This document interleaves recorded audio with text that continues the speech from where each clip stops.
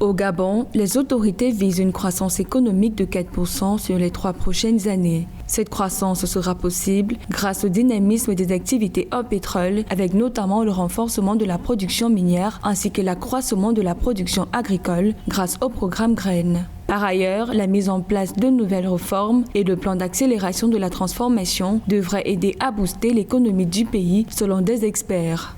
L'économie gabonaise a été longtemps plombée par une dépendance au secteur pétrolier et la crise actuelle du pétrole et toutes les baisses du cours du pétrole dans le monde ont donné la sagesse aux autorités qu'il fallait écouter ce qui leur a été longtemps chanté par le passé, c'est-à-dire de diversifier la production. Et naturellement, un pays comme le Gabon qui a beaucoup d'espace arable et qui est très très bien arrosé pourrait développer une agriculture intensive. Après avoir enregistré des taux de croissance inférieurs à 1% depuis 2017, le Gabon enregistre une récession d'au moins 1,8% en 2020. Selon des experts, cette performance est plombée à la fois par la baisse du produit intérieur brut hors pétrole, mais aussi de la production exclusivement pétrolière. Tout comme la plupart des pays de la région, l'économie du Gabon a également durement été frappée par la pandémie de la Covid-19 dont elle essaie encore de s'en sortir. Ces atouts pourraient permettre au Gabon